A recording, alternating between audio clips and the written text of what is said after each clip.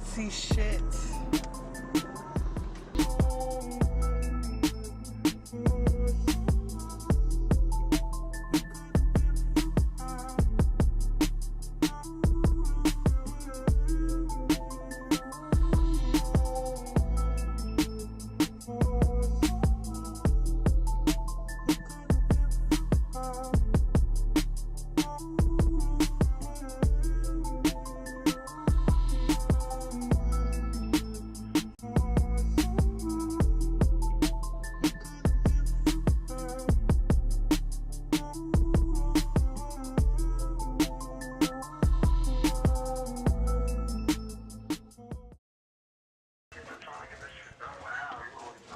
Oh yeah. Oh damn. How many songs y'all get done so far?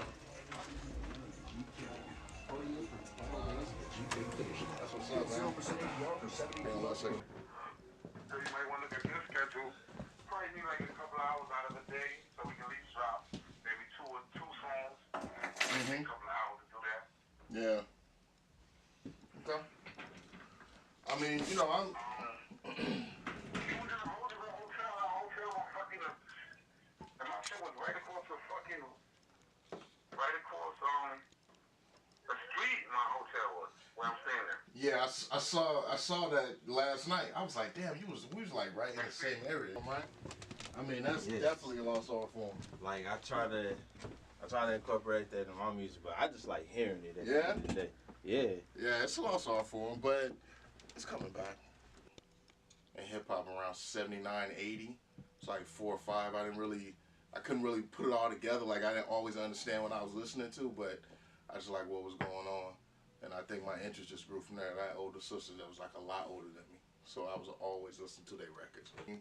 So I've been DJing almost 30 years at this point. An honor to work with. Well, I'm always a fan. I'm always a fan of hip hop first. Old stuff and new stuff. The people I enjoy working with most are always the people I have good relationships with. So Prodigal Son from Sons of Man, Wu-Tang, I love working with him. Brooklyn, the streets of New York, home. Big Twin from, Infamous Mob D. The place of hip hop. I'm glad to be a part of it. I hope my shit pop. But I've had like a bunch of enjoyable experience. And before Prodigy passed, I worked with him about a week before he passed away at Quad in New York City. That was right. I had DJed for him before, but I had never actually been in the studio and produced anything that he actually recorded too. So that was fun.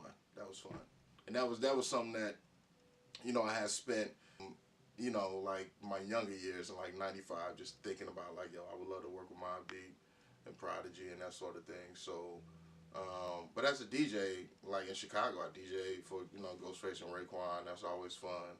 KRS One. I've been around so long. I've worked with a bunch of people. Round of different producers out here. I got a name when I'm getting a beat to them for the Grammy Life album. For me, the Grammy Life album is like a blow-up album for me. Yeah. This is gonna take me where I need to go. You know what I'm saying? Yeah. What you working on? I heard you talking about a videographer and I direct videos now. Oh, I didn't know that. Well, you gotta I directed my videos, shot on 4K and everything. Send me some links then, cause send me some links so I can forward it over to him. Some of the projects that you're working on now. Well, so I wouldn't say that I'm scaling back, but I'm refining what I do a little bit. I think for my record company, Sound Unity Entertainment, I'm gonna put out 4 projects for sure. And I might be adding a 5th one. So the first one is a project that I'm producing 100%. That's all, I'm producing that. And then Big Twin, next album called Grimy Life. I got a couple tracks on that, but that'll be out through my record label. And then I have my own DJ B Original, another compilation. I haven't even, I barely even started on it. I don't even know what direction I'm going with it yet, but that'll be out this year. My other man XP, I'll probably do a mixtape with him. BK Cashmere, that's another dude I love, with mixtape, a project with him. I got something for a film that's coming out. So I got a bunch of stuff, but not like a ton of stuff. So I do 4 albums, probably 2 or 3 mixtapes, and probably, 10 or 15 singles this year. So not a ton of stuff, but a lot of stuff for a one-person record company. Yeah. That's a lot. Yeah, kind of, sort of. 15 singles. Yeah, but, you know, singles are easy these days. You know what I'm saying? You just record. I mean, we could put a single out in 10 minutes. If you had a verse and I had a beat, you could go rhyme. We could mix it, master it, put it up on iTunes. It'll be up in 2 days. So, you know. See, I'm thinking about it from the artist perspective and the producer perspective, too. That's a lot. Yeah. I mean, it's, you know, if you know what you're doing, it doesn't take that long. Plus, the people now, to be honest, man, the generation like younger generation, your generation and younger, just faster recording. I mean, they grew up with this kind of stuff. You know, they just understand the process so much better. Mm-hmm. They could just record things a lot quicker than in my generation because we didn't have computers. We had to record the tape and ADAT and all that sort of stuff. It was a much longer process. But now these dudes, plus the younger generation they have a real clear roadmap of how things are supposed to be. Like they don't have to search around for stuff the way there was no internet when I was coming up. You know what I mean? It's just a lot different. Like they have so much more knowledge about how this thing is supposed to go, and they can take that knowledge and use it to their advantage in a way that we couldn't. So you know, so you see dudes that put out, you know, 3-4 singles a month, easy. You know, and they do it all the time, and a lot of that is just because of those advances in technology. So they got a clear roadmap.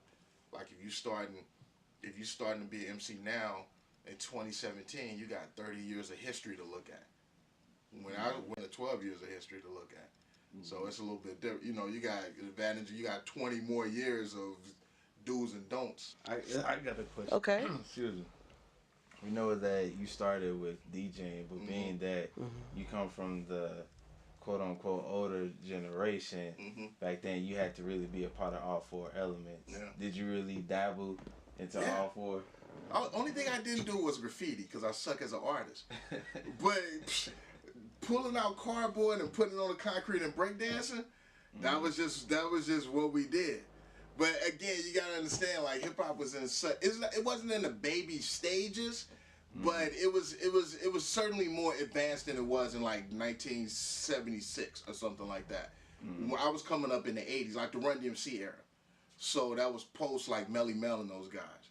And it was before like Nas and those guys. So yeah, you kind of participated in as many aspects of hip hop as you could. And breakdancing, at least where I was from, breakdancing was the first thing, because that's the one thing. Because back then kids used to play outside. So you know, you go outside, you go around the corner, you see your homeboy, he out there breakdancing. So then you start doing it, and then, you know, everybody started doing it. So that was always the easiest thing, because that's the one thing that everybody could do. It didn't take any money. All you had to do was find a car with some cardboard, turn the radio on, and get busy. You know what I'm saying? Like it was super easy. You didn't have to use your brain in a way that you have to if you're an MC. You didn't need no equipment like if you was producer or a DJ. All you needed was this piece of cardboard, and that's like the simplicity and a beautiful thing. It's like that. He just says stupid shit in the media, but sometimes as far as the music, yeah, I like that. I like just like getting a visual. I gotta check them out. I got a bunch of his records because, you know, they send me records all the time, and I play them when I DJ, but I haven't really actively sat down and listened to him or 21 Savage. They got a couple jams and stuff I like, but no, I haven't really, you know, to be honest, I haven't really sat down and like just gave him a list. You know what I'm saying? A promoter's like, I'd rather work with Be Original because he not gonna be drunk. Simple stuff. It's a job. Right. You know what I'm saying? It's a job. Like, perform. Yeah, I mean, you wouldn't go to your job drunk. Well, maybe you would, but I'm saying if you want to keep your job and you want to stay employed, you wouldn't go there drunk or high. I see DJs get drunk all the time, and then they be messing up DJing, and I'm like, it's because you drunk, fool. So why would you do that? You know, from somebody that's in it, they're doing it, they're like a part of the game, like. I think it's awesome. People gotta work. You gotta work at anything that you're trying to do. You know, there's no magic tricks to any of this, really.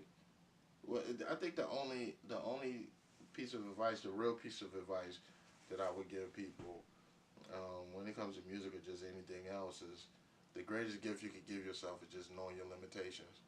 That lie that you can do anything you want to do is not true.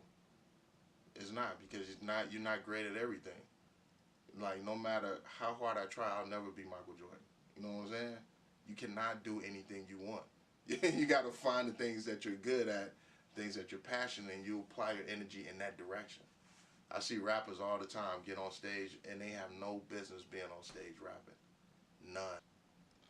But somewhere along the line, somebody told them you could do whatever. If you try hard enough, you could do whatever. It's not true. People need to hear that. People, you know, at this point in my life, you know, people, like, I'm just real honest with people. They ask me stuff about their music or they give me something to play. I'll just be like, you know, I don't think it's good, or I do think it's good. I just tell people the truth, because there ain't no point of me, like, beating around the bush and bullshit.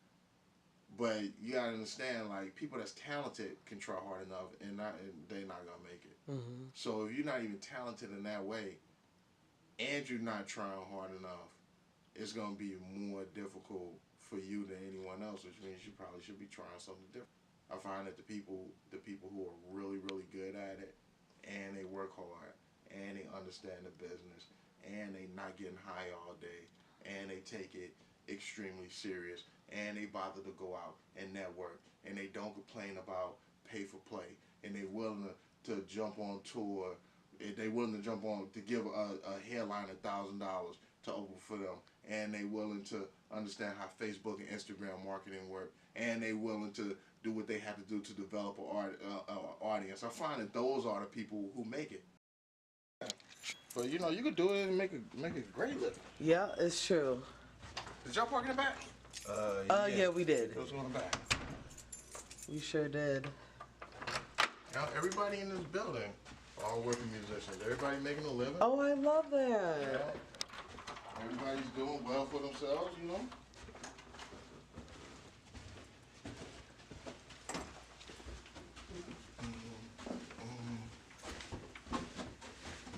There you go.